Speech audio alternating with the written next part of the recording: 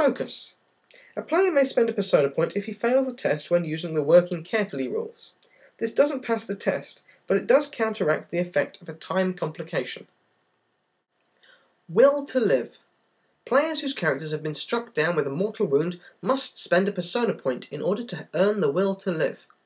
The player decides whether or not he wants to continue on with his character. If the player does not spend a persona point, then no art nor magic can save the character from the mortal wound. He has exhausted his life. If the persona point is spent, then the character is allowed to attempt a recovery test against the mortal wound after being tended to. See the anatomy of injury. Deeds. Divine inspiration. 1 point of deeds Artha may be spent to double the exponent of a single stat, skill, or attribute test. Reflexes and equipment dice may not be doubled in this manner. When spending a deeds point on a test that gains additional dice from forks, helping, stances, or other means, only double the base skill or stat, then add in the extra dice. Divine inspiration must be announced before the dice are cast. Saving grace. A deeds point may be spent to re-roll all dice that fail to come up successes on any given test. This may be used for equipment dice like armour, shields, and guns. Obviously, saving grace is announced after the dice have been rolled. Spending limits. Players may only spend 1 fate, 1 to 3 persona points, and 1 to 2 deeds points per roll. 2 deeds would come from doubling your dice and then re-rolling the traitors. Optional rule. Persona point complications. If a character has just failed a test and gotten himself in deep trouble, killed, captured, or something similarly horrible, then the player can spend a persona point to redirect the narrative from certain death into further complications. As a rule, the player may choose his new fate. It's got to be bad or costly though, otherwise the GM can simply declare that the initial failed test result stands. A ranger sneaks into a bandit camp to investigate. His player fails the roll miserably, and thus his character will surely be caught. To mitigate his failure, the player spends a persona point on a complication. As the bandits come out to investigate, they find a bow and quiver hanging curiously on a thin branch. Convinced that they are being spied on, they search the area around the camp, forcing the ranger to take refuge in the set's pit to avoid detection. Complications must have a tangible cost. For martial or physical tests, that cost should be material, as in the ranger's bow in the above example.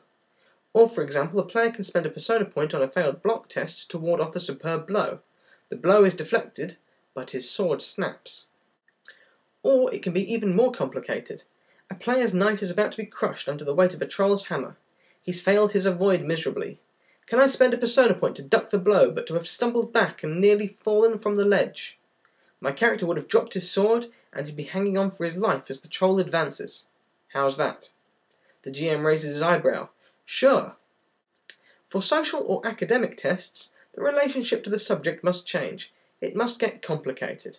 Remember, the test is still a failure. The player does not get what he's after, but he mitigates disaster by spending a persona point. He may then narrate the complication. The purpose of this mechanic is to give the player a little more control over his miserable fate. There can be only 1 complication per session per player. Aristia.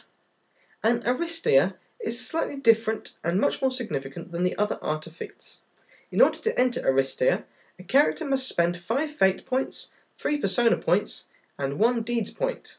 Once the Artha is spent, choose the form of the aristia from the choices below. Minor epiphany. A player may choose to shade-shift one of his stats or skills 1 shade lighter for the duration of an entire scene, a fight, a goal, a gauntlet, an argument, etc. Divine aura. By calling on this divine favour, a character may ignore all wound and other subtracted die penalties while he accomplishes 1 simple goal. The goal must be defined when the aristia is summoned. To escape, to win this battle, and to sway the court to my side are all fine and appropriate goals. Goals like, to kill my enemy, last only so long as the opponents are locked in combat. If the enemy manages to disengage, the aristia is lost.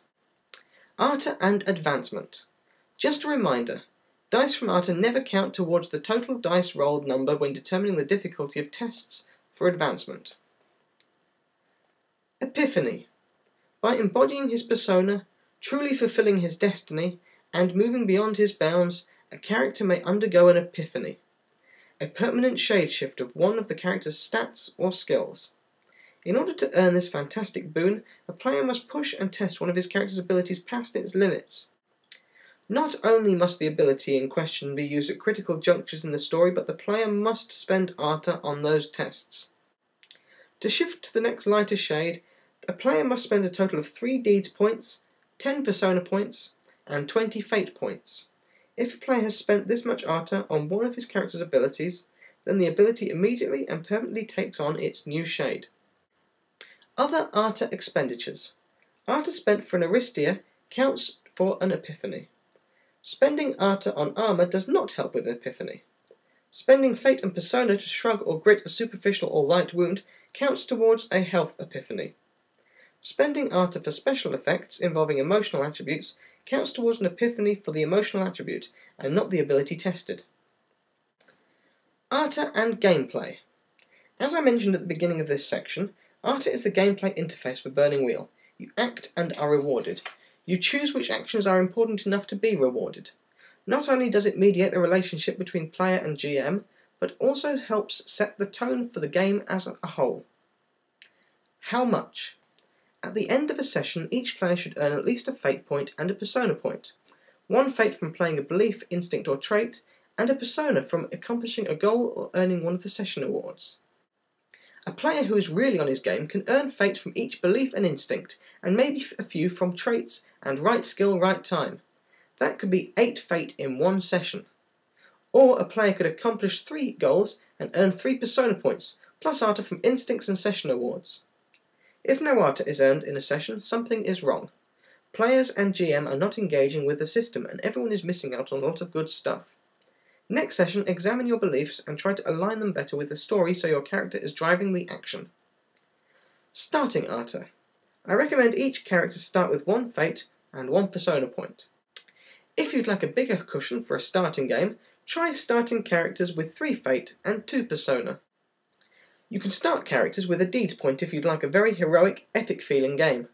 I don't recommend this though. I think Deeds points are best when earned. NPC Artha. Named villains and allies should start with 1 Fate and 1 Persona point each. Thereafter they can earn Artha if the GM writes and plays beliefs for them. Arch-nemesis characters should be given at least 3 Fate and 3 Persona. I advise against giving villains Deeds points. Burning Wheel is meant to be a player-driven game, and Deeds points are rewards for actual gameplay. No matter what we'd like to think, those villains haven't played the game. There's little more demoralising to the players than hearing the GM announce, "The Giant King doubles his G6 hammer skill."